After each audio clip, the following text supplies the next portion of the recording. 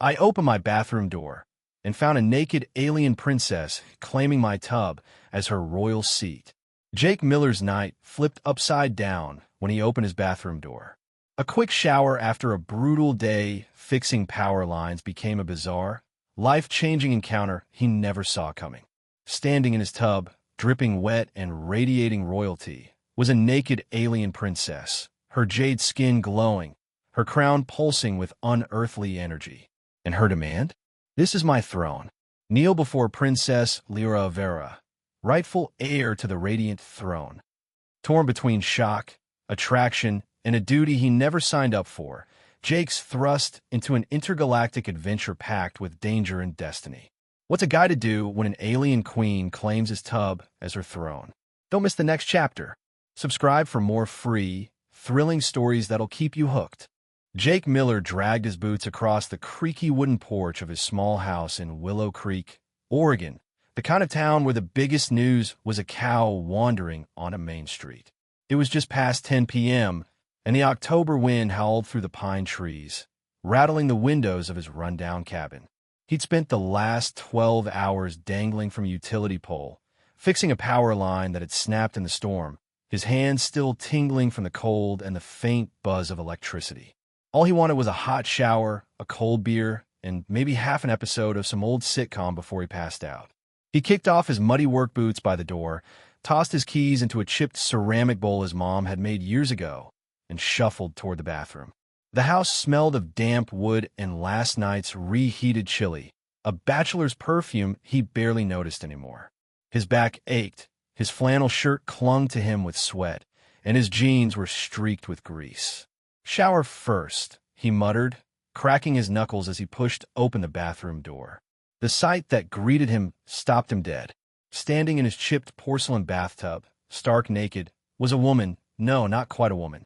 Her skin shimmered a deep jade green, swirling with faint, glowing patterns like currents under the sea. A crown of crystalline spikes sat on her head, pulsing with a weak blue light that cast eerie shadows across the peeling wallpaper. Water dripped from her long, silvery hair, pooling on the bath mat. She spun toward him, eyes wide with fury, bright amber orbs with no pupils, just endless swirling depths, and screamed, "Intruder, you dare defile the temporary throne of Zorith." Jake's brain short-circuited. His mouth opened, then snapped shut. He stumbled backward, his elbow slamming into the sink, and in his flailing attempt to steady himself, his hand brushed against her chest. The contact was brief, accidental, but the softness under his palm registered before he yanked his arm back like he'd touched a live wire. Heat flooded his face. Whoa, lady, what the hell?" he stammered, snatching a towel from the rack and clutching it to his chest like a shield. "This is my bathroom." The alien woman, because what else could she be, drew herself up to her full height, which was a good 6 feet, maybe more. Her voice rang with authority, even as water dripped from her elbow. "This vessel has been designated my royal sanctuary by the crown of Zorith. Kneel before Princess Liora, rightful heir to the radiant throne." She gestured grandly at the tub, as if it were a golden palace instead of a rust-stained relic he'd been meaning to scrub for months. Jake blinked, his heart hammering against his ribs. "Listen, princess or whatever, I don't care if you're royalty from Mars. This is my house, my tub, and you're dripping all over my floor." He thrust the towel toward her, keeping his eyes locked on her face, though the glowing patterns on her skin were hard to ignore. "Cover up, will you? We've got rules on Earth about meeting strangers naked." Liora tilted her head, her crown flickering faintly. She took the towel with a puzzled frown, holding it up like it was some alien artifact. "Why would a royal conceal herself from a servant?" she asked, but after a moment, she draped it around her torso, the fabric clinging to her wet skin. Jake caught a glimpse of those swirling patterns trailing down her hips before he forced his gaze back to the ceiling, his ears burning. "I'm not your servant," he said, running a hand through his damp, sandy brown hair. "I'm Jake Miller. This is Willow Creek, Oregon Earth. How did you even get here?" Her regal posture faltered, just for a second. She touched the crown gingerly, and her amber eyes softened with something like uncertainty. "The emergency teleportation matrix," she said, her voice dropping. "My palace on Zorith was attacked.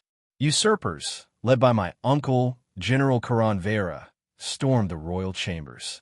I activated the crown's failsafe while in my bathing pool. It should have taken me to a secure bunker."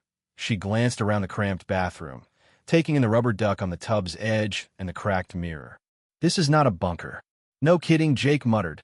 He leaned against the sink, still clutching his own towel. "So what, you're stuck here?" "In my tub." Liora straightened, regaining her imperial air. "The crown's power cells are destabilizing. Your primitive environment is interfering with its photonic matrix.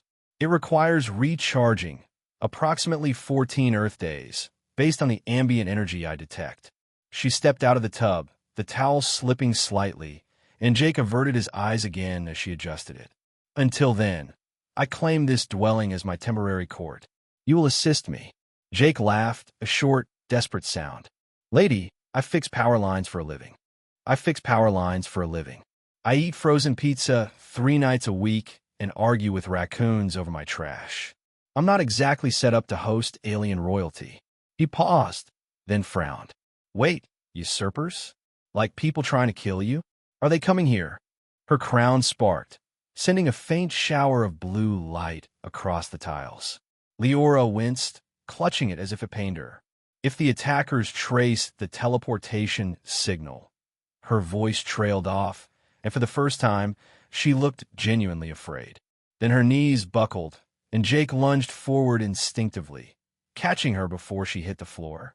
His arms wrapped around her damp, towel-clad form, one hand brushing the curve of her hip as he steadied her. She was warm, surprisingly soft, and smelled faintly of ozone and something sweet, like wildflowers after rain. "Whoa, easy there," he said, his voice gentler than he meant it to be. He eased her onto the edge of the tub, keeping one arm around her shoulders. "You okay?" Leora's eyes fluttered open, those amber swirls locking onto his. "The crown," she whispered. "It's dormant. Without its power, I cannot return to Zorith. I cannot contact my guard. I am stranded." She swallowed, the motion oddly human despite her alien features. Jake let out a long breath, his mind racing. "Stranded in Oregon. Great." He pulled back, running a hand over his stubbled jaw. "Look, Princess Liora. Can I call you that? I don't know what's going on, but you're soaking my bathroom, and I've had a day from hell fixing lines in a storm. I just wanted a shower." She drew herself up again, though she stayed seated. "Your trivial concerns are irrelevant. The fate of Zorith hangs in the balance. My crown must recharge, or my uncle will seize the throne, and your world may become his next target." That stopped him cold. "My world? You mean Earth?" Liora nodded grimly. "Zorith's energy reserves are dwindling. Karan seeks new planets to exploit. If he finds me here," she didn't finish, but the implication hung heavy in the steamy air. Jake stared at her, then at the tub, then back at her. "Okay, hold up. You're telling me I've got an alien princess in my bathroom, and if I don't help you, some space dictator might turn Oregon into a strip mine?" He shook his head, a wry grin tugging at his lips despite everything. "This is not how I saw my Friday night going." Leora's eyes narrowed, but a flicker of curiosity crossed her face. "You find humor in this crisis? It's that or freak out, and I'm too tired for freaking out." Jake grabbed a spare sweatshirt from the laundry basket by the door and tossed it to her. "Here, put this on. That towel's not doing much, and I'm not staring at the ceiling all night." She caught the sweatshirt, examining it with a mix of disdain and fascination. "This fabric is coarse," she muttered, but she slipped it over her head, the oversized hem falling to her thighs.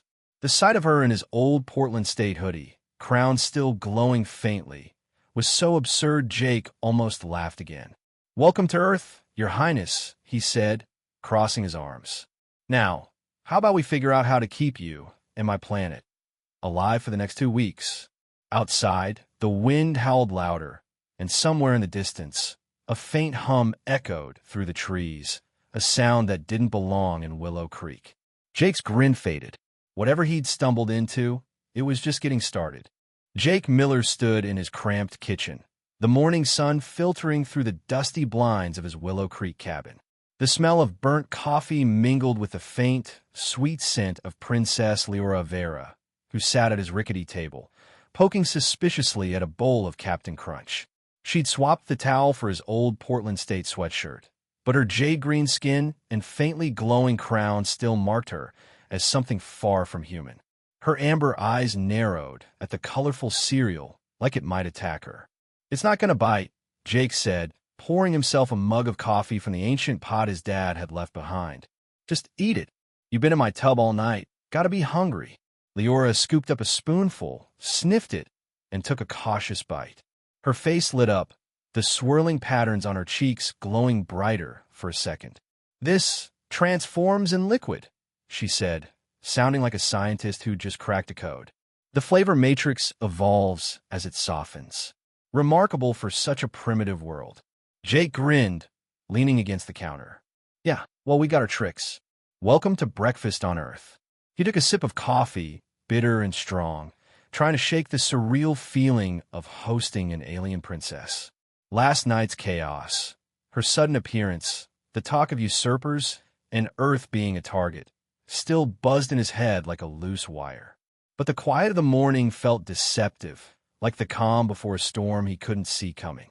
Before he could say more, a sharp crack split the air outside, followed by a low, mechanical hum that rattled the windows. Jake's mug slipped from his hand, shattering on the linoleum floor. "What the hell was that?" he muttered, rushing to the window. Liora was already on her feet, her crown flaring with a sudden, bright pulse. Through the blinds, he saw it. A sleek, metallic pod had crashed in his backyard, splintering the wooden fence he'd never bothered to fix. The pod's surface shimmered, reflecting the pines like a warped mirror, and then it split open with a hiss. Out stepped something that looked human at first, tall, broad-shouldered, dressed in a dark, form-fitting suit, but its movements were too smooth, too precise. Its face was featureless, a blank slate of metal, and its right arm unfolded into a claw that gleamed in the sunlight. "Scarvex," Liora hissed, grabbing Jake's arm and pulling him back from the window. Her grip was strong, her fingers warm against his skin. "A biomechanical hunter from Zoreth. My uncle's elite guard." Jake's stomach dropped. "You mean that thing's here for you?" He peeked out again as the Scarvex scanned the yard, its head tilting with an eerie, robotic grace. "What's it gonna do?" "Neutralize me," she said flatly, "and anyone in its path. Quran doesn't leave loose ends or witnesses." The Scarvex raised its claw, and a beam of blue light shot out, slicing through the oak tree by the porch. The trunk exploded in a shower of splinters, and the tree crashed down with a deafening thud. Jake swore under his breath. "Okay, that's it. We're out of here." He grabbed Leora's wrist, yanking her toward the back door. "My truck's in the shed, Moo."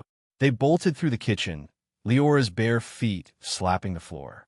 As Jake shoved the door open, he pushed her ahead of him, his hands slipping in the rush and landing squarely on her backside. The sweatshirt rode up just enough to reveal the curve of her hip, and he jerked his hand back, heat rushing to his face.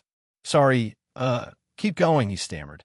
Liora glanced over her shoulder, a smirk tugging at her lips despite the chaos. "You dare touch royalty in such a rebellious way?" she teased, her voice laced with mock indignation. "On Zoreth, that's grounds for exile." "Yeah, well, on Earth it's grounds for running faster." Jake shot back, shoving her toward the shed.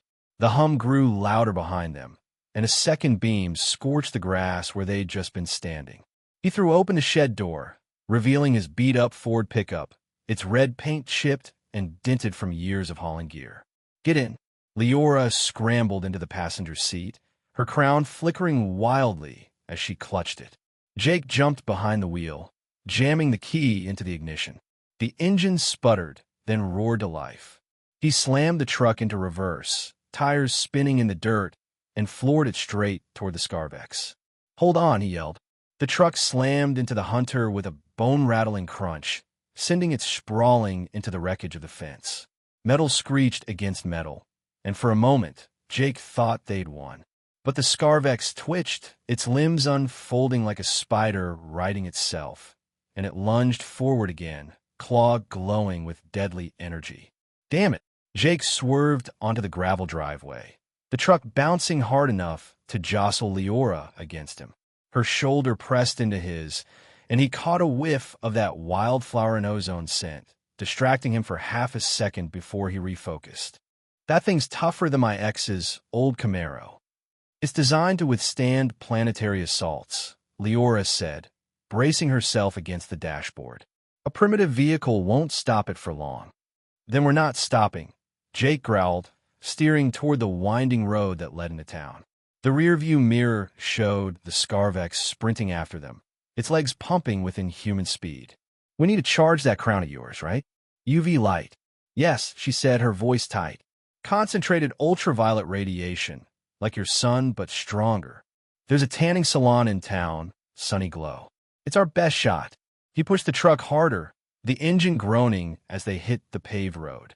The pines blurred past, and Willow Creek's sleepy streets came into view. Old brick storefronts, a gas station, a diner with a flickering neon sign. Jake's mind raced. If that thing caught them here, the whole town could be collateral damage. They screeched into the parking lot of Sunny Glow Salon, a faded pink building wedged between a pharmacy and a hardware store. Jake killed the engine and grabbed Leora's hand, pulling her out of the truck. Stay low, he whispered, ducking behind the vehicle as the Scarvex's hum echoed closer. They darted across the lot, bursting through the salon's glass door with a jingle of bells. Inside, the air smelled of coconut lotion and hairspray. Maria, the owner, a wiry woman in her 60s with a thick accent and a perm that defied gravity, looked up from the counter. Jake Miller. You never come here. Oh, who's this? Her eyes widened at Liora, taking in the sweatshirt, the bare legs, and the faintly glowing crown half hidden under her silvery hair. She's, Lila, Jake said, improvising. From out of town. We need a tanning bed, Maria. Now. Doctor's orders, UV therapy. Maria raised an eyebrow, but before she could argue, Liora stepped forward, her regal tone cutting through. I require your strongest ultraviolet chamber. Maximum intensity. She adjusted the sweatshirt, and Jake noticed how it clung to her, outlining every curve. He swallowed hard, forcing his eyes back to Maria. Medical thing, huh? Maria said, softening. My cousin's got skin issues, too. Follow me. She led them to a back room, chattering about her family as Jake kept an ear out for that telltale hum. The tanning bed sat in a small, mirrored space, its sleek lid open like a sci-fi coffin. Perfect, Liora said, kicking off the sweatshirt without warning. Jake spun around, his face flaming as she stood there, bare except for the towel she'd grabbed from the truck. Her jade skin shimmered under the fluorescent lights, the swirling patterns catching his eye before he clamped them shut. Whoa, warn a guy, will you? Your modesty is inefficient, Liora said, climbing into the bed. The radiation must reach my epidermal nodes. She lay back, arranging the crown above her head, and Jake heard the rustle of her settling in. You may leave. He bolted out, shutting the door behind him, and leaned against the wall, heart pounding. Maria cornered him instantly, her grin sly. Pretty girl, Jake. How'd she end up in your bathroom? She just showed up, he said, half-truth spilling out. It's complicated. Maria cackled. Complicated's one way to put it. She patted his arm and wandered off, leaving him to catch his breath.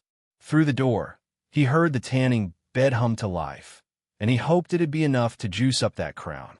Outside, the hum grew louder again, vibrating through the salon's walls. Jake peeked through the front window and saw the Scarvex stalking down the street, its blank face scanning left and right. His gut twisted. They bought some time, but it wasn't over. Not by a long shot.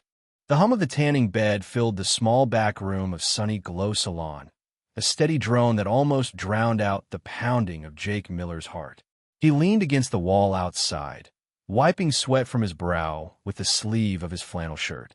The air in the salon was thick with the scent of coconut lotion, but it couldn't mask the metallic tang of fear creeping up his throat. Through the thin door, He could hear Princess Aura Vera shifting inside the tanning bed, her crown soaking up UV rays to recharge its alien tech. Outside, the Scarvex hunter was closing in. Its eerie, mechanical hum vibrated through the walls, growing louder by the second. Jake peeked through the blinds of the salon's front window. The street outside Willow Creek's sleepy downtown was empty, save for the Scarvex stalking closer. Its blank, featureless face turned slowly, scanning the row of brick storefronts.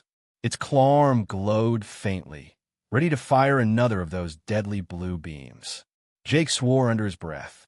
"Come on, Crown, charge faster," he muttered, glancing back at the door. He wasn't sure how long that tanning bed could hold off an alien assassin, but it was their only shot.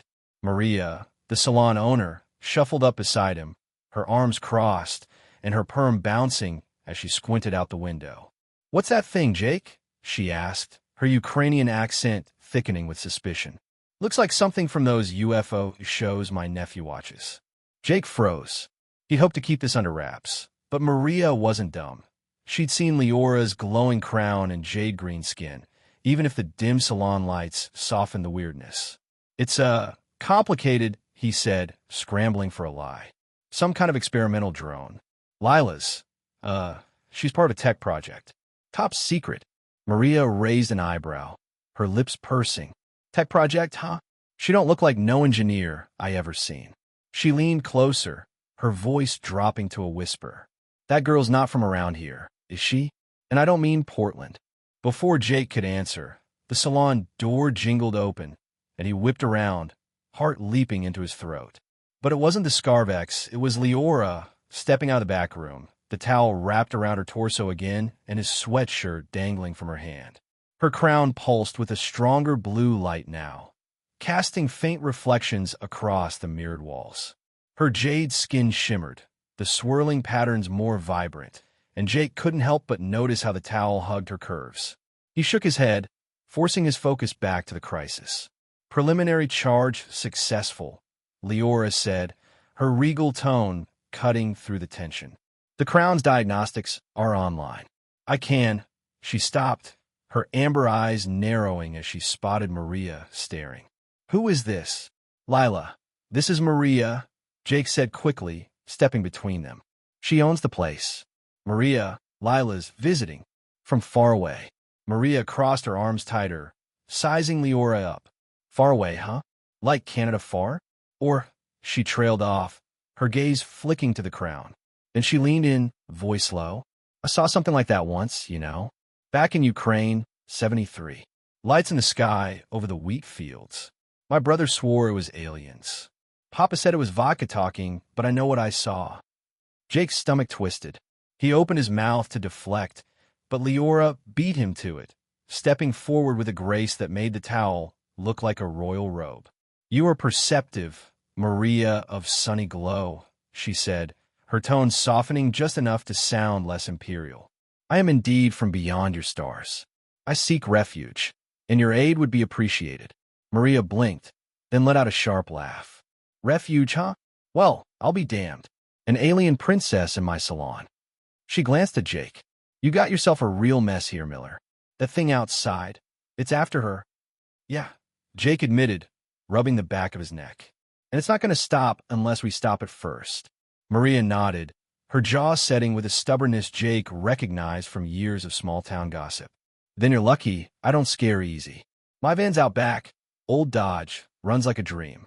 Take it and get out of here before that drone tears my place apart." She fished a set of keys from her apron pocket and tossed them to Jake. "Go. I'll stall it if it comes in." Jake caught the keys, stunned. "Maria, you don't have to." "Shush," she snapped, waving him off. "I've dealt with worse than robots. Go." The hum outside spiked, and a shadow loomed across the window. Jake grabbed Leora's arm, pulling her toward the back door. "Thanks, Maria. I owe you one." They darted through the salon's cluttered storage room, boxes of tanning lotion and stacks of old magazines, until they reached the rear exit. Jake shoved the door open, revealing a beat-up green van parked in the alley. "Climb in," he said, shoving Liora toward the passenger side. She scrambled up, and in the rush, Jake's hand slipped, brushing against her chest as he steadied her. The towel shifted, and he yanked his hand back, face burning. "Sorry, damn it, just get in." Liora smirked, settling into the seat. "Your apologies grow tiresome, Jake of Willow Creek. Perhaps you enjoy these breaches of protocol more than you admit." "Not the time, princess," he shot back, slamming her door shut and racing around to the driver's side. He jumped in, jammed the key into the ignition, and the van sputtered to life with a cough of exhaust. Through the rearview mirror, he saw the Scarvex turn the corner of the building, its claw arm extending toward the salon's back wall. Jake floored it, the van lurching forward with a squeal of tires. "Hold on," he yelled, swerving down the alley as a blue beam blasted behind them, shattering a dumpster into smoking chunks. Liora gripped the dashboard, her crown flaring brighter with each jolt. "Where are we going?" she asked, her voice steady despite the chaos. "My dad's old cabin," Jake said, weaving through the narrow streets of Willow Creek. "It's up in the hills, deep in the pines. Off the grid, might buy us some time." He glanced at her. "That crown charged enough to do anything useful yet? It can emit a low-level disruption field," she said, touching the crystalline spikes. "Enough to scramble its sensors temporarily. But we must be stationary."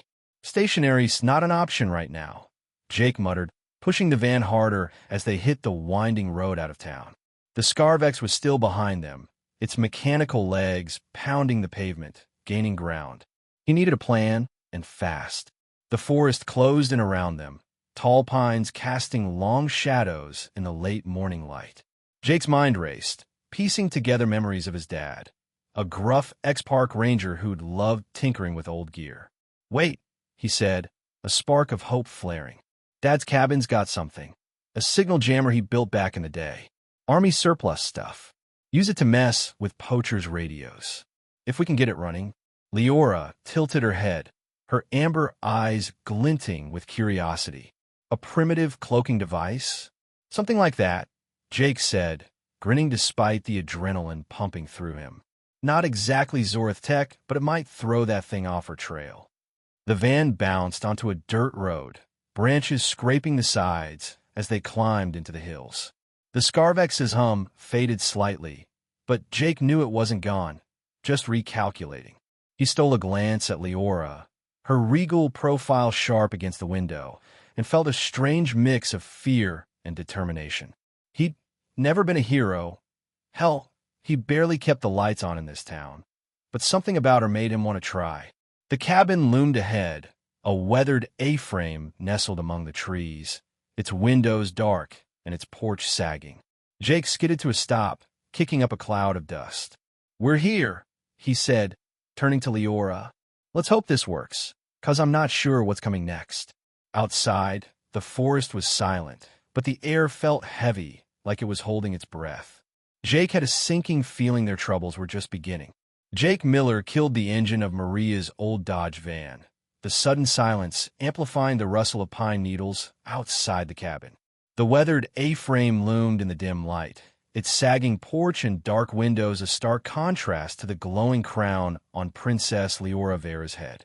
She sat beside him, her jade-green skin catching the faint sunlight filtering through the trees, the swirling patterns pulsing faintly with the energy she'd absorbed at the salon. Jake's heart still raced from the chase, his knuckles white on the steering wheel. The Scarvex was out there, somewhere in the forest, and he had no idea how long they had before it found them. "Let's move," he said, shoving the door open and hopping out. Liora followed, her bare feet crunching on the gravel as she clutched the towel tighter around her torso. Jake grabbed his backpack from the van, stuffed with a flashlight, a pocket knife, and a half-empty water bottle, and led her up the creaky steps. The air smelled of damp wood and moss, a familiar scent that tugged at memories of fishing trips with his dad. But there was no time for nostalgia now. Inside, the cabin was a time capsule, a stone fireplace, a worn leather couch, a kitchen counter littered with dusty cans. Jake flicked on the flashlight, its beam cutting through the gloom.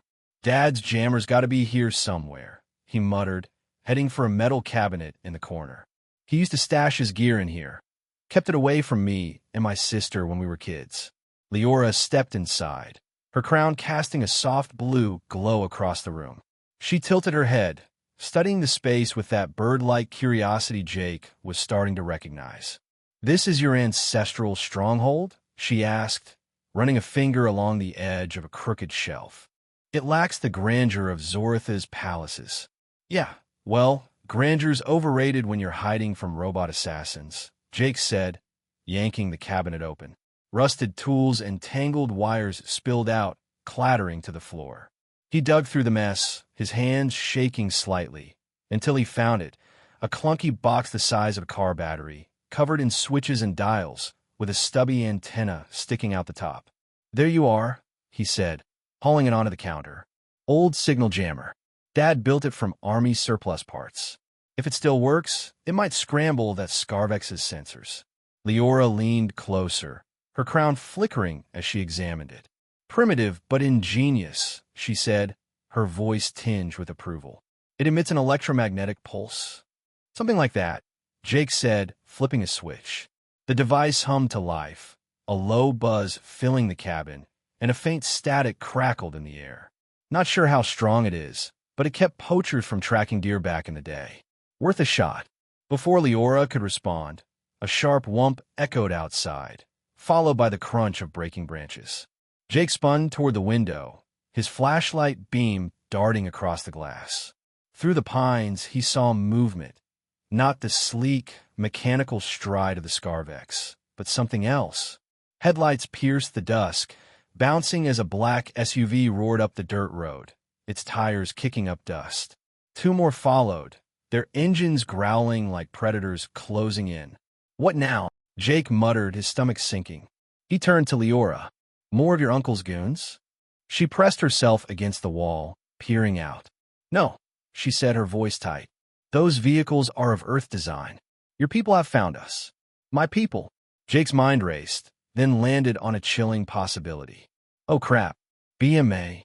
He'd heard rumors growing up, whispers about the Bureau of Investigation for Mysterious Anomalies, a shadowy government outfit that chased UFO sightings and weird signals. If they'd picked up the Crown's energy spike.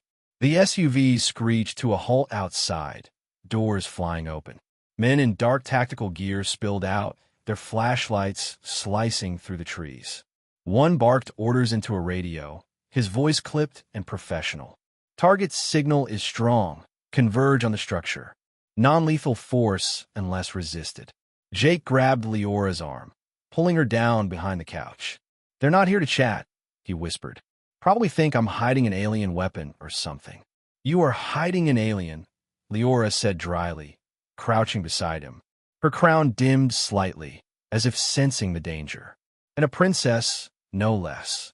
"Not helping," Jake hissed, but a grin tugged at his lips despite the panic. He peeked over the couch, counting 6 agents fanning out around the cabin. Then a new sound cut through the tension. The Scarvex's mechanical hum, rising from the forest behind the SUVs. The agents froze, their flashlights swinging toward the noise as the hunter emerged from the trees, its claw arm glowing blue. "Holy hell," Jake breathed. The Scarvex didn't hesitate. It fired a beam at the nearest SUV, blasting it into a fireball that lit up the dusk.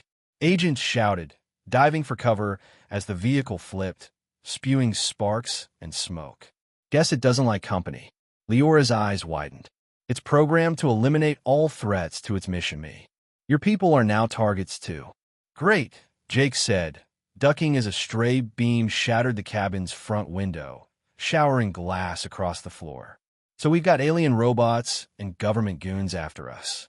Any bright ideas, princess?" She touched her crown, her fingers trembling slightly. "The tanning charge gave me enough power for a short-range disruption field. If we activate it with your jammer, we might confuse both the Scarvex and your pursuers long enough to escape." Jake nodded, crawling toward the counter where the jammer Saturday, worth a try. "Help me get this outside. We'll set it up by the porch." He grabbed the device, its weight pulling at his arms, and shuffled toward the door, Liora right behind him. As they moved, he bumped into her in the tight space, his elbow brushing the curve of her chest. The towel slipped an inch, and he jerked back, face flaming. "Sorry, tight quarters." Liora smirked, steadying herself. "Your clumsiness is becoming a pattern, Jake of Willow Creek. On Zorith, such contact would earn you a duel." "Yell, duel me later," he muttered, kicking the door open. They stumbled onto the porch, the jammer humming louder now. Outside, chaos reigned. The Scarvex traded fire with the Bima agents, beams and bullets lighting up the forest. Jake set the device down, flipping every switch he could find. "Ready." Liora placed her hands on the jammer, her crown flaring bright. "Now," she said, and a wave of energy pulsed outward, a shimmering ripple that distorted the air. The Scarvex staggered, its claws sparking wildly, while the agents' radios erupted in static, their shouts turning to confusion. "It's working," Jake said, grabbing her hand. "Let's go back to the van." They sprinted down the steps, ducking low as the field held. But as they reached the vehicle, a new figure stepped from the shadows, an agent in a crisp suit, untouched by the chaos, holding a sleek device that beeped in sync with Leora's crown. "Jake Miller," the man said, his voice calm and cold. "Step away from the specimen. You're in over your head." Jake froze, his grip tightening on Leora's hand. "Specimen," he snapped. "She's not a lab rat, buddy." The agent's eyes flicked to Liora, a faint smile curling his lips. "Oh, she's much more than that. And we've been waiting for something like her for a long time." Behind them, the Scarvex regained its footing, its blank face turning toward the cabin. The jammer's hum faltered, and Jake realized their window was closing fast. Jake Miller's hands trembled as he gripped the steering wheel of Maria's old Dodge van, the engine rumbling beneath him. The forest around the cabin was a war zone. Flames licked at the wreckage of a Bima SUV. The Scarvex's blue beams carved jagged scars into the pines, and the air crackled with the fading pulse of the jammer's disruption field. Princess Liora Vera sat beside him, her jade-green skin glowing faintly in the dusk, her crown dimming as its energy waned. The agent's cold words, "Step away from the specimen," still echoed in Jake's ears, a chilling reminder that they were caught between two relentless forces, her uncle's alien hunters and Earth's own shadowy enforcers. "Go!" Liora snapped, her voice sharp with royal command. Jake didn't need telling twice. He slammed the gas pedal, the van lurching forward as tires spun on the gravel. The Scarvex turned its blank face toward them, its claw arm charging for another shot, but the Bima agents opened fire, bullets pinging off its metal hide.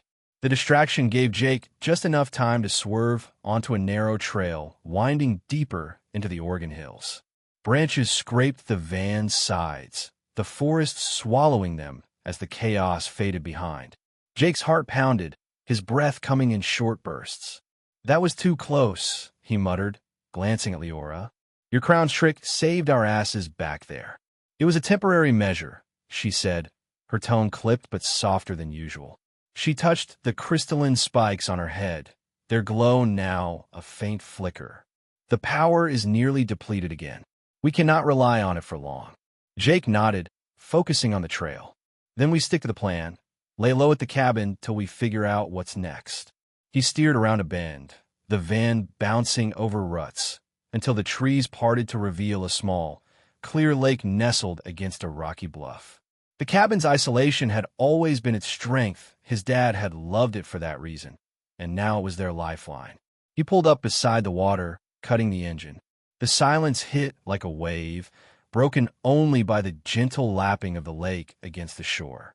Jake hopped out, the cool air biting at his sweat-damp skin, and circled to Leora's side. She stepped down, still barefoot, the towel clinging to her torso under his oversized sweatshirt. As she moved, Jake reached to steady her, his hand brushing the curve of her hip. The contact was brief, warm, and sent a jolt through him he couldn't ignore. He pulled back, muttering sorry, slippery ground. Leora's amber eyes flicked to his, a faint smirk playing on her lips. "Your apologies are as frequent as your stumbles, Jake of Willow Creek. Is this an Earth custom I've yet to grasp?"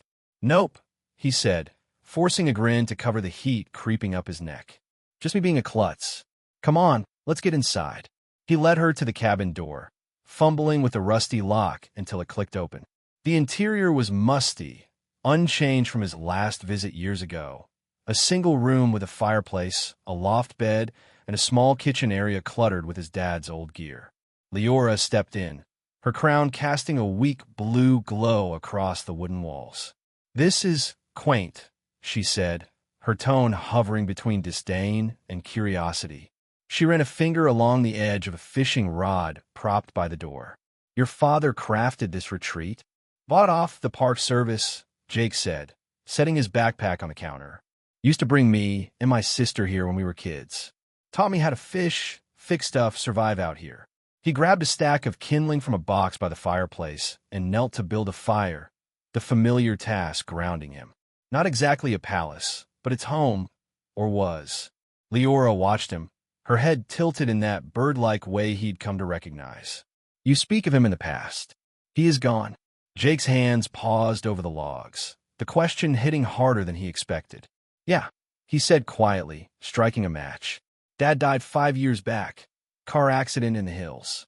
Mom went a year later. Cancer. Been just me since." The flame caught, crackling as it spread, and he sat back, staring into the fire. "Guess I'm used to being alone." The silence stretched, heavy but not uncomfortable. Liora sank onto the worn leather couch beside him, her towel rustling softly. "On Zorith, I'm never alone," she said, her voice low, almost wistful. "Guards, advisors, courtiers, they surround me always. Yet I feel isolated. My parents were taken by my uncle's treachery long before this coup. I am the last of my line." Jake turned to her, surprised by the vulnerability in her words. Her amber eyes reflected the firelight, swirling with depths he couldn't quite read. "Sounds lonely," he said, echoing her tone.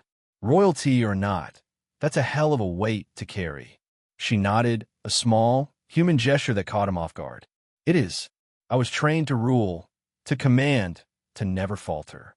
But here," she gestured at the cabin, the lake beyond the window. "Here, I am no princess. I am just Liora. Just Liora." Jake repeated, a smile tugging at his lips. "I like that." He stood, brushing off his jeans. "Come on, you gotta eat something. I'll show you one of Dad's tricks, fishing, Earth style." He grabbed the rod and a tackle box, leading her outside to the lake's edge.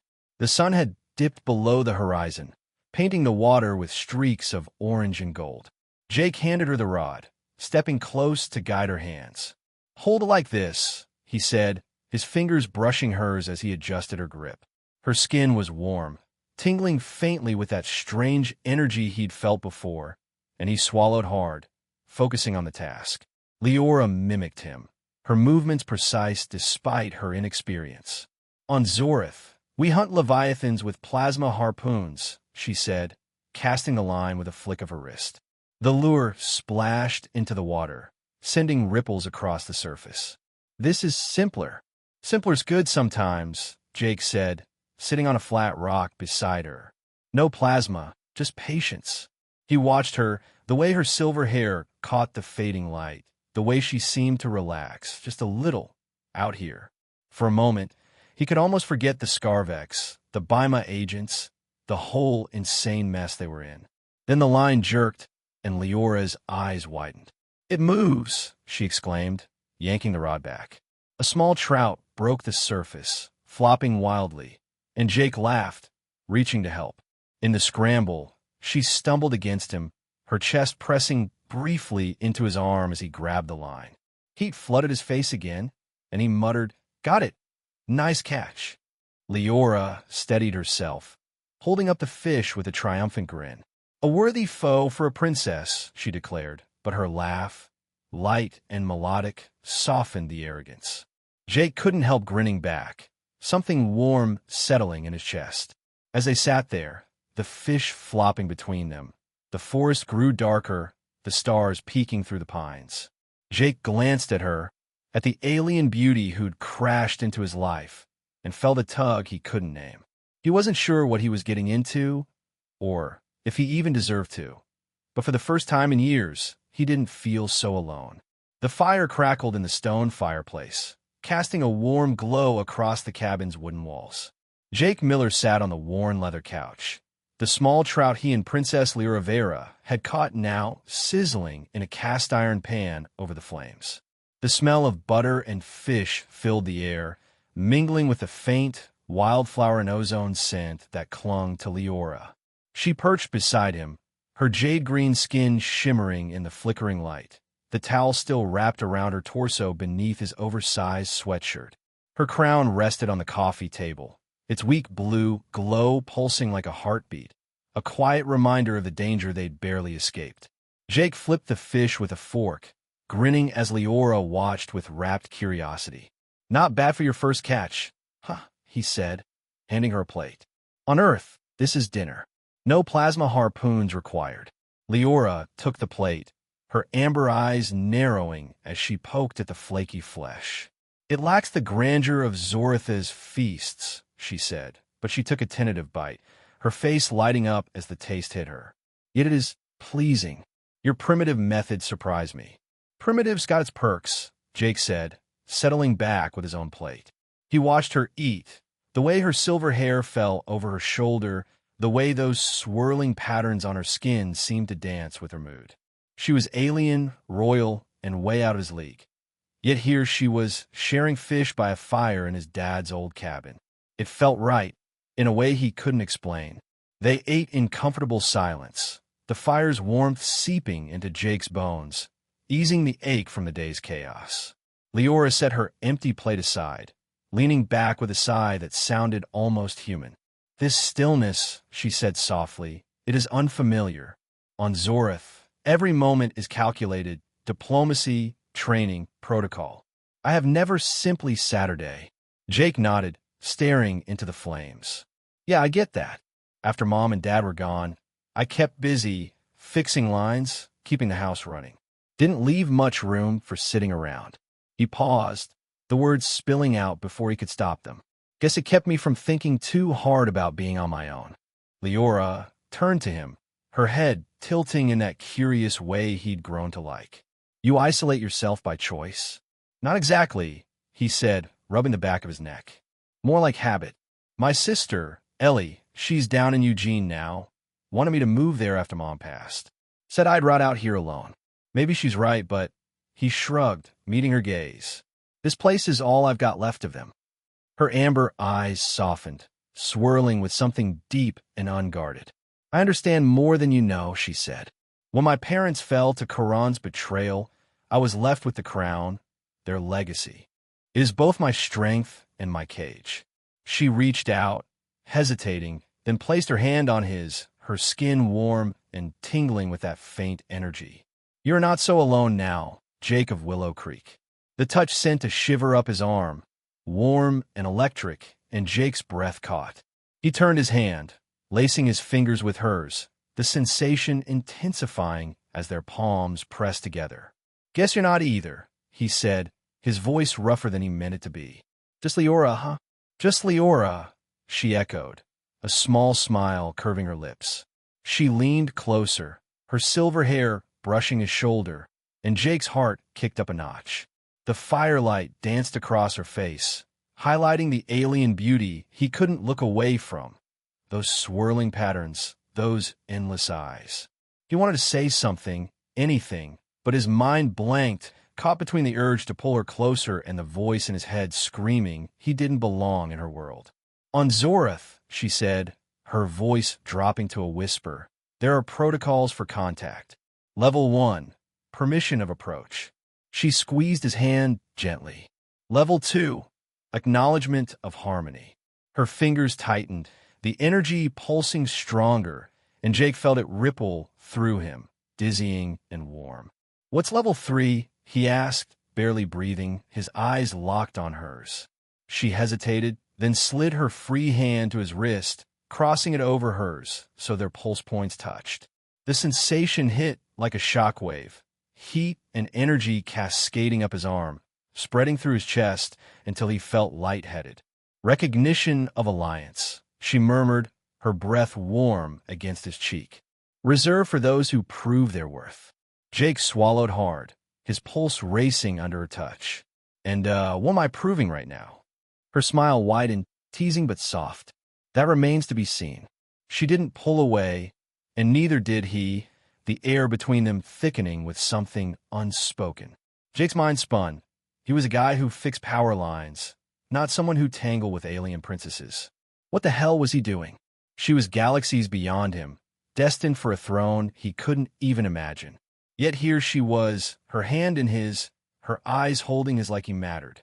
He shifted closer, drawn by that pull he couldn't name, and Liora mirrored him, her knee brushing his. The towel slipped slightly, and in the flicker of firelight, he caught a glimpse of the swirling patterns trailing down her thigh. His hand twitched, itching to reach out, but he clenched it into a fist instead, fighting the rush of heat in his gut. "You're making this real hard, you know that?" he said, half laughing, half serious. "Hard?" she asked, tilting her head. "Explain." "Keeping my head straight," he said, his voice low. Hell, you're incredible. Brave, smart, gorgeous. And I'm just me, a nobody from nowhere." Leora's expression shifted, something fierce sparking in her eyes. "You are not a nobody," she said firmly.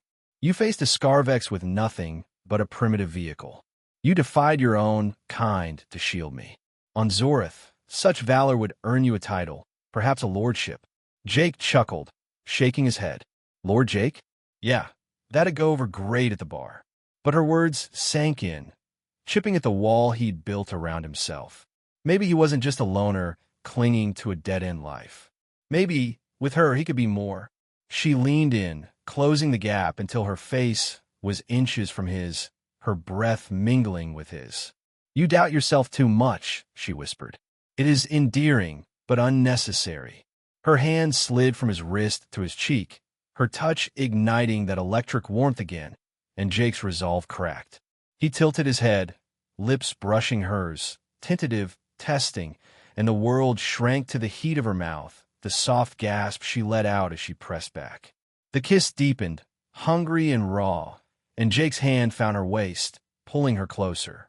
Her chest pressed against his, soft and warm through the towel, and his fingers grazed the edge of her ribcage, sending a jolt through him. The crown on the table flared bright, its blue light spilling across the room, and they broke apart, breathless, staring at each other. "What the—" Jake started, but a loud thud cut him off. The cabin shook, dust falling from the rafters, and Leora's eyes widened, her hand dropping to the crown. "Above us," she said, her voice sharp with alarm. Through the window, Jake saw it. A sleek, metallic craft hovering over the lake, its hull reflecting the starlight. The hum of its engines vibrated through the floor, and Liora grabbed his arm, her nails digging in. "They found us," she said, her regal calm shattering. "Zoritha's elite guard." Jake's stomach dropped, the warmth of the moment replaced by cold dread. "Guess break time's over," he said, forcing a grin as he pulled her to her feet. Whatever was coming, they'd face it together, but damn if his heart wasn't still racing from that kiss. The cabin trembled as the Zorith craft hovered above the lake, its engines sending ripples across the water that glinted like shattered glass under the starlight. Jake Miller stood frozen, Princess Laura Avera's hand still gripping his arm, her nails biting into his skin. The warmth of their kiss lingered on his lips, but the cold dread in his gut overpowered it. The craft's hull gleamed, sleek and menacing, its hum vibrating through the floorboards like a predator's growl. Leora's crown flared on the table, its blue light pulsing wildly, synced to the ship overhead. "They're here for me," Liora said, her voice steady but edged with fear. Her amber eyes flicked to Jake, wide and searching. "Karan's elite guard. They've tracked the crown's signature." Jake snapped out of his daze, adrenaline kicking in. "Then we're not sticking around to say hi." He grabbed the crown, shoving it into her hands, and yanked his backpack from the counter. "We've got to move now." He pulled her toward the back door, the memory of her lips on his shoved aside by the need to survive. They burst outside, the night air sharp against their skin. The craft's shadow loomed over the cabin, a spotlight sweeping the ground as it descended. Jake scanned the trees, his mind racing. "There's an old silver mine a mile west," he said, pointing toward a rocky ridge barely visible in the dark. Dad took me there as a kid. Tunnels go deep. If we can get inside, we might lose them. Liora nodded, clutching the crown as its light dimmed under her grip. Lead on, she said, her regal tone cutting through the panic. They sprinted into the forest, branches clawing at Jake's flannel shirt and Leora's bare legs. The craft's hum grew louder, joined by the Scarvex's mechanical whine echoing from the direction of the cabin. Jake's lungs burned, but he pushed harder, Liora matching his pace despite her lack of shoes. The ridge loomed ahead, a jagged scar on the hillside, dotted with rusted mining gear. Jake spotted the entrance, a dark, gaping maw framed by splintered timbers, and pulled Liora toward it. In here, he yelled, ducking under the low beam. The tunnel swallowed them, the air turning damp and cool, smelling of earth and decay. His flashlight beam danced across the walls, revealing wooden supports sagging with age. Liora stumbled behind him, her breath ragged. "This is a stronghold?" she asked, her voice echoing faintly. "More like a hideout," Jake said, slowing to let her catch up. "Miners worked these shafts 100 years ago. Tunnels twist all over, might confuse that ship's sensors." He turned a corner, the passage narrowing, and steadied her as she pressed close. His hand brushed her backside in the tight space, and he winced, muttering, "Sorry, damn tunnels." She smirked despite the tension. "Your apologies are a constant, Jake. I'll forgive it this time." But her teasing faded as a distant clang reverberated through the shaft, followed by the unmistakable hum of the Scarvex. It had followed them. Jake swore under his breath. "It's not giving up." He scanned the tunnel, spotting a pile of old tools, pickaxes, a dented lantern, a coil of frayed wire. His dad's voice echoed in his head. "Improvise, kid. Use what you've got." "Wait here," he said, dropping his pack and grabbing the wire. "I've got an idea." Leora's eyes narrowed. "What are you planning?" "Something stupid," he admitted, unwinding the coil. "Dad used to rig traps for critters, electric ones with car batteries. If I can juice this wire with my flashlight's battery, maybe we can zap that thing." He worked fast, stripping the wire with his pocket knife and rigging it across the tunnel entrance, a crude tripwire hooked to the flashlight's power pack. Liora watched, her crown flickering as she crouched beside him. "Primitive, but bold," she said, a hint of admiration in her voice. "You are resourceful, Jake of Willow Creek." "Gotta be," he said, wiping sweat from his brow. "Done."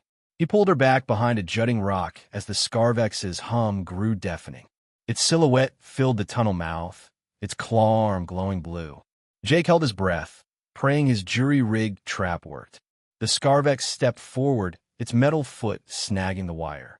A sharp crackle split the air, sparks flying as the current surged through its frame. The hunter jerked, its claws sparking wildly, and collapsed in a heap, twitching but still. "Hell yeah!" Jake hooped, punching the air. "Take that, you metal bastard." Liora grabbed his arm, her grip tight. "It's not dead, only stunned. We must move deeper." She pulled him down the tunnel, her crown lighting the way as the Scarvex's limbs began to stir behind them. They ran, the passage twisting and dipping until it opened into a wider chamber, its ceiling braced by rotting beams. Piles of abandoned or glittered faintly in the crown's glow, and a rusted cart sat off to one side. Jake's chest heaved, his flashlight battery spent. "This might be as far as we go," he panted, scanning for an exit. Then a new sound cut through the dark, a low rumble, followed by boots crunching on stone. Flashlights pierced the shadows from a side tunnel, and half a dozen Bima agents emerged, their tactical vests bristling with gear. The lead agent, the same cold-eyed man from the cabin, stepped forward, his sleek device beeping in sync with Leora's crown. "End of the line, Miller," the agent said, his voice smooth and clipped. "Hand over the specimen, and you might walk away from this." Jake stepped in front of Liora, his fists clenching. "She's not a specimen, asshole. She's a person." The agent's smile didn't reach his eyes. "A valuable one. Step aside, or we'll move you." He raised a hand, and the agents leveled their weapons, sleek, black tasers humming with electricity.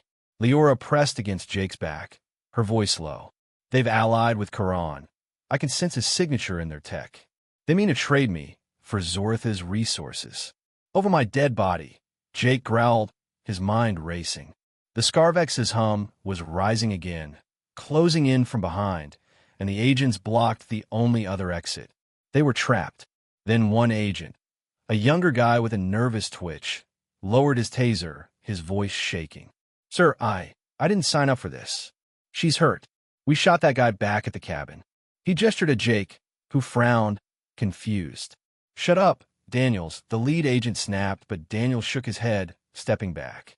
No, I'm done, he said, dropping his weapon. This ain't right. He turned to Jake, his face pale. They hit you with a tracker dart. Left shoulder. That's how we found you. Jake's hand flew to his shoulder, feeling a small, hard lump under his shirt. Son of a... He ripped it out, a tiny metal dart glinting in the crown's light, and crushed it under his boot. That's why they keep coming. Leora's eyes widened. We must destroy their device. It's amplifying the signal. She pointed at the lead agent's beeping gadget. Jake nodded, grabbing a pickaxe from the pile. Cover me, he said, and Liora raised her crown, its last reserves flaring into a shimmering field that pulsed outward. The agents stumbled, their tasers sparking, and Jake charged, swinging the pickaxe at the device. The lead agent dodged, but the blade caught the gadget's edge, shattering it in a burst of sparks. Get them, the agent roared, and the chamber erupted. Tasers fired, their electric barbs sizzling through the air. Jake tackled Liora behind the cart, a barb grazing his arm and sending a jolt through him. The Scarvex burst in, its claws slashing at the nearest agent, who screamed as he went down. We're screwed, Jake panted, shielding Liora as the chaos swirled. Then he spotted the jammer, still in his pack from the cabin. Wait, the signal jammer. If I can crank it up, it might fry their tech, and the Scarvex's. Leora's eyes met his, fierce and desperate. Do it. I'll hold them off. She stood, her crown blazing as she threw up another field, deflecting a taser shot. Jake scrambled to the pack, rigging the jammer's dials to max. This is going to blow it out, he warned, flipping the switch. A deafening boom rocked the chamber, the jammer exploding in a wave of electromagnetic fury. The Scarvex seized, collapsing in a heap, and the agents' tasers died, their radios crackling into silence. But the blast triggered something worse. The ceiling groaned, beams snapping as rocks began to fall. Cave in, Jake yelled, grabbing Liora and diving for cover. A boulder crashed where she'd stood, dust choking the air. When it settled, the agents were gone, fled or buried. Jake couldn't tell. The Scarvex lay still, finally dead. But the jammer was toast, their last defense gone. Jake coughed, pulling Liora close. You okay? She nodded, clutching the crown. You sacrificed your device, your sanctuary. Worth it, he said, his voice hoarse. You're still here. But as he held her, the weight of their situation sank in. No jammer, no cabin, an enemy still out there. They bought time, but at a hell of a cost. Dust hung thick in the air of the collapsed mine chamber, swirling in the faint blue glow of Princess Liora Vera's crown. Jake Miller coughed, his arms still wrapped around her, as they crouched behind the rusted cart. The silence was eerie after the chaos. The Scarvex lay in a sparking heap, its metal limbs lifeless, and the Bima agents had vanished, either buried under the rubble or fled into the tunnels. The jammer, their last piece of tech, was a smoldering wreck, its sacrifice buying them this fragile moment of reprieve. Jake's chest heaved, his shoulder throbbing where the tracker dart had been, but Leora's warmth against him kept the panic at bay. We're alive, he rasped, brushing dirt from his face. That's something, right? Liora nodded, her jade-green skin streaked with grime, her silver hair tangled from the cave-in. She clutched the crown, its light flickering weakly, a shadow of its former strength. For now, she said, her voice steady but strained. But Koran's forces will not relent, nor will your people. We cannot stay here. Jake scanned the chamber, the flashlight in his pack long dead. The tunnel they'd entered was blocked by fallen rocks, but a narrow side passage glinted faintly in the crown's glow, an escape route, maybe. Over there, he said, pointing. If we can get out, I've got a plan. Maria's van's toast, but there's a truck stop near Portland, a couple miles through the woods. We could borrow something and keep moving. Borrow? Liora arched an eyebrow, a faint smirk tugging at her lips despite the exhaustion in her eyes. Steal, borrow. Same difference when you're on the run, Jake said, forcing a grin. He stood, pulling her up with him, and winced as pain shot through his arm. Come on, princess. One more sprint. They stumbled toward the passage, Liora leaning on him as the tunnel tightened around them. The air grew colder, the walls slick with moisture, and Jake's boots slipped on loose gravel. He steadied Liora, his hand brushing her chest in the cramped space, and heat flared up his neck. Sorry, damn tight fit, he muttered, his voice echoing faintly. Your apologies remain predictable, she said, but her tone was softer now, almost fond. She pressed closer, her warmth a lifeline in the dark, and Jake's heart thudded, not just from the danger, but from her. The passage widened after what felt like miles, spilling them into a shallow ravine under a star-streaked sky. The forest stretched toward the horizon, and in the distance, the faint glow of lights marked the truck stop near Portland. Jake let out a shaky breath. We made it, he said, turning to Liora. Now we just... A sharp crack split the air, and pain exploded in his left side. Jake staggered, his hand flying to his ribs, where blood seeped through his flannel shirt. He looked up, dazed, as a Bima agent stepped from the trees, a silenced pistol glinting in his hand. It was the lead agent from the mines, his suit torn but his cold smile intact. Resilient, I'll give you that, the agent said, his voice smooth as ice. But this ends now. He raised the gun again, aiming at Liora this time. No! Jake lunged, shoving her behind a boulder as another shot rang out, grazing his arm. He hit the ground hard, pain blurring his vision, but he dragged himself up, shielding her with his body. Stay down, he gasped, blood soaking his shirt. Leora's eyes widened, her crown flaring as she grabbed his shoulders. You're hurt, foolish human. Her voice cracked, a mix of anger and something deeper. Why protect me? Because I'm not losing you, Jake said through gritted teeth, meeting her gaze. Not after all this. The agent advanced, his footsteps crunching on the gravel. Sentimental, he sneered. She's a bargaining chip, Miller. Quran's offering tech that'll change the world. Your world. Step aside, or I'll bury you both. Jake's mind raced, his strength fading with every heartbeat. The truck stop was too far. They'd never make it. But Leora's crown. He glanced at it, its light pulsing stronger now, as if feeding off her desperation. The crown, he whispered. Can it get you out of here? Back to Zorith?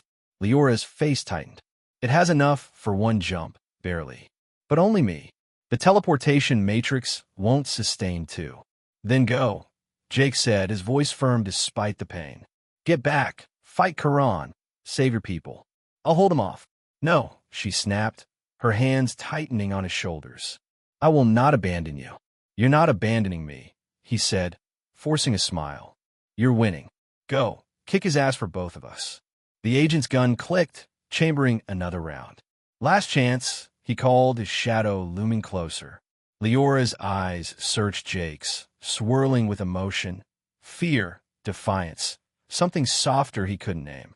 You are impossible, she whispered, then pulled him close, her lips crashing into his.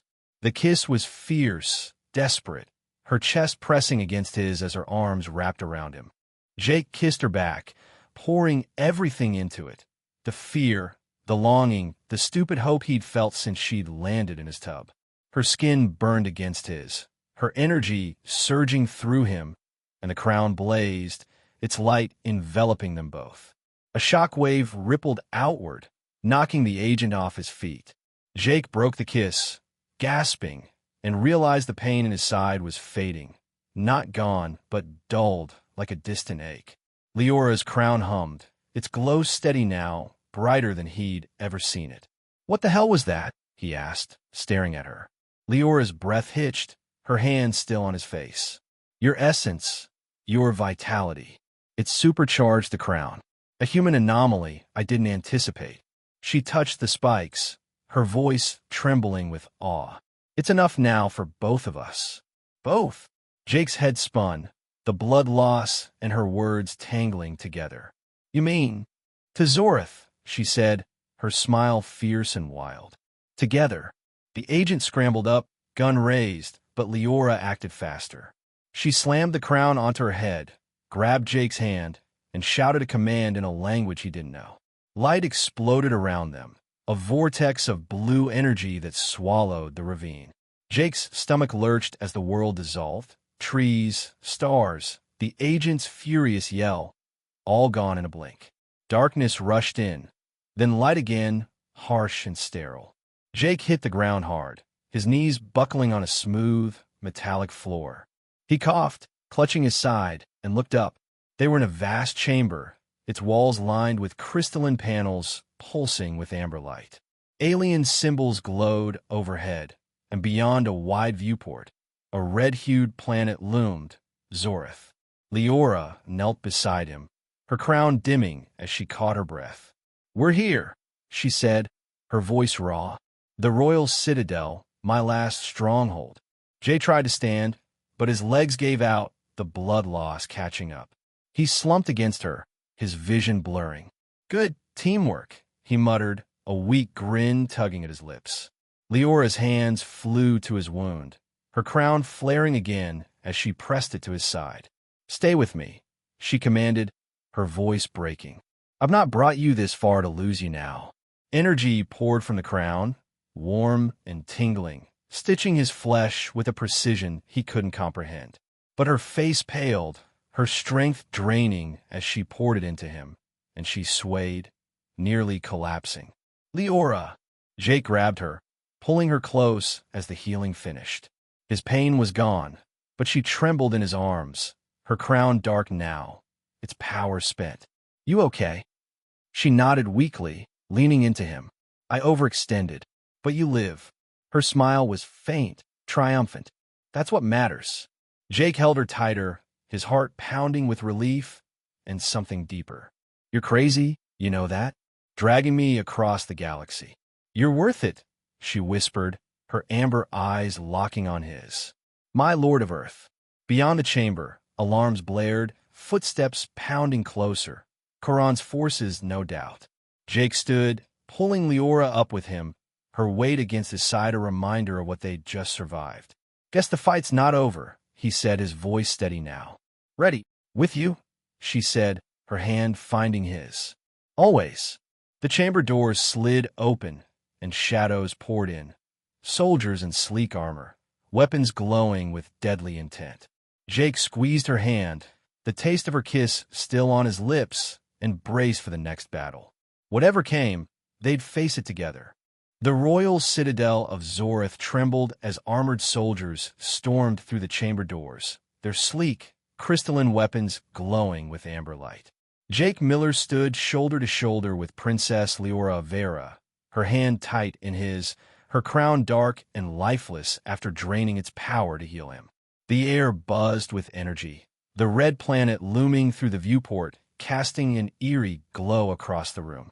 Jake's side still ached faintly where the bullet had torn through, but Leora's alien tech had patched him up enough to stand. He wasn't sure how long that'd last against a squad of Koran's elite guard, but he'd be damned if he let them take her without a fight. "Stay behind me," he said, stepping forward, his fist clenched. Blood streaked his flannel shirt, but his voice was steady. "I've got this." Leora's amber eyes flashed, fierce and defiant. "You will not face them alone," she said, grabbing a fallen soldier's staff from the floor. Its tip crackled with energy, and she hefted it with a grace that belied her exhaustion. "We in this together." The soldiers fanned out, their visors glinting as they leveled their weapons. The lead guard barked an order in a guttural alien tongue, and Jake braced himself until a new sound cut through the tension. A sharp whoosh followed by a blast of white light. The soldiers staggered, clutching their helmets, as a wave of Zorith rebels burst into the chamber, their own weapons blazing.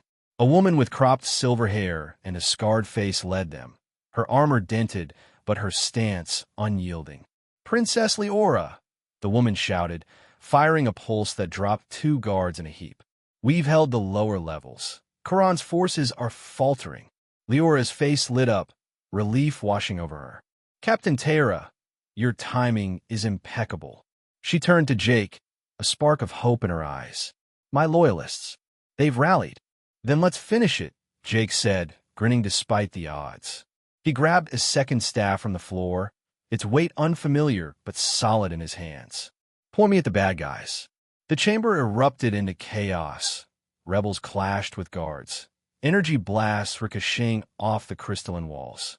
Jake swung his staff, catching a soldier in the chest with a crack that sent him sprawling.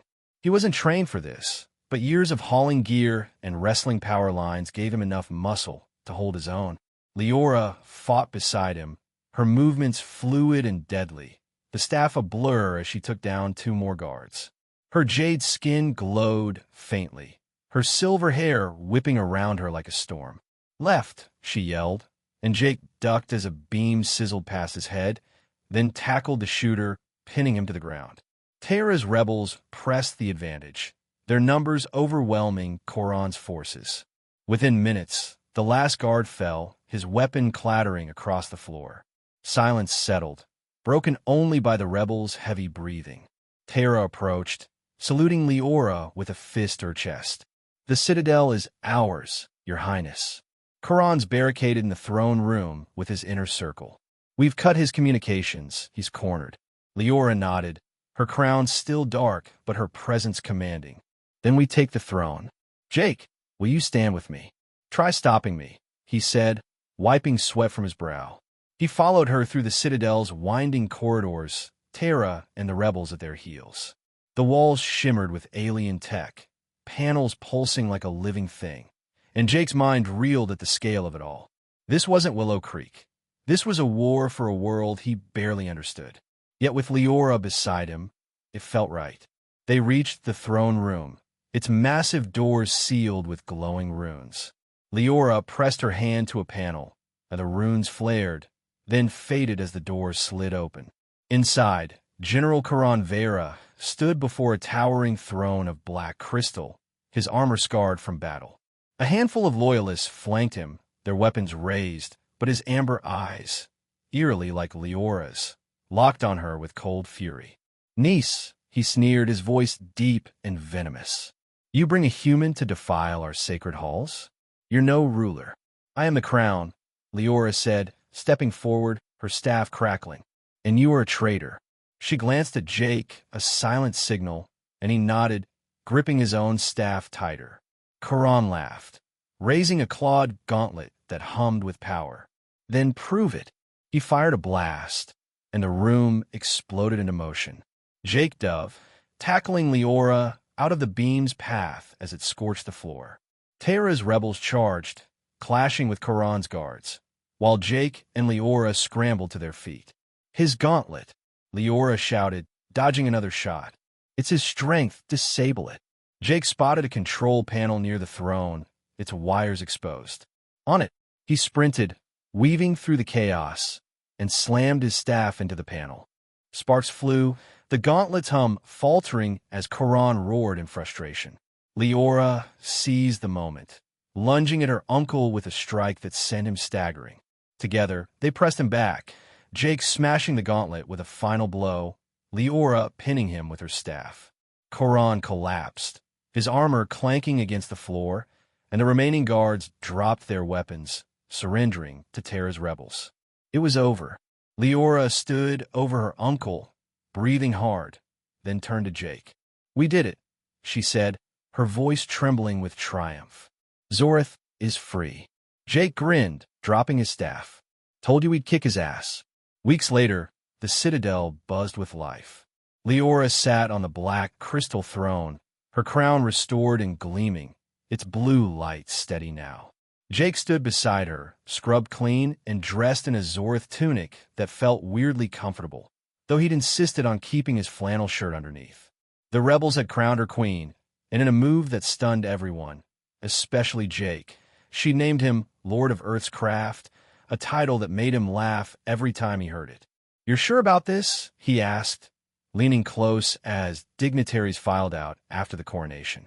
I'm not exactly Lord material.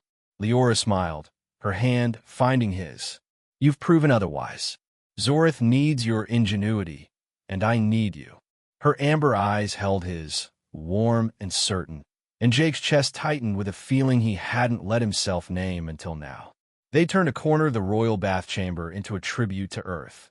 A chipped porcelain tub from a Zorith salvage team's raid on Oregon, now a gleaming fixture beside the crystalline pools.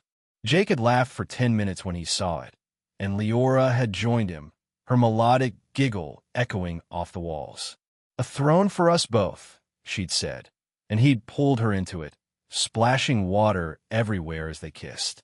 Now, a month into her reign, they stood on a balcony overlooking Zorith's red plains. Jake had spent days tinkering with salvage tech, building weapons and tools from scraps, his mechanic skills blending with alien ingenuity. The rebels called him a genius. He just called it making do. We've stabilized the planet, Liora said, her silver hair catching the wind. But Earth, you're Baima allies with Koran's remnants. They'll come for us. Then we'll go to them first, Jake said, his voice firm. He'd found a portal device in the Citadel's archives, a clunky thing he'd rigged to work with Earth's coordinates. Show him we're not messing around. Liora nodded, then smirked. A diplomatic mission? With pizza, Jake said, grinning. And maybe a Nintendo Switch. Gotta keep it friendly. That night, they activated the portal, a shimmering gate flaring to life in the Citadel's courtyard. Jake stepped through first, Liora at his side, and emerged in a field near Portland, the same truck stop he'd aimed for days ago. A Baima outpost loomed nearby, its lights flickering, and Jake tossed a pizza box and a switch through the gate as a peace offering, scrawled with a note. Call it even. Stay out of our way. Back on Zorith, they watched the stars, her hand in his. We'll return, she promised, her voice soft. To protect Earth, and to visit that tub. Deal, Jake said, pulling her close. But next time I'm driving. She laughed, and as Zorith's twin moons rose, Jake knew he'd found something worth fighting for. Across galaxies against all odds.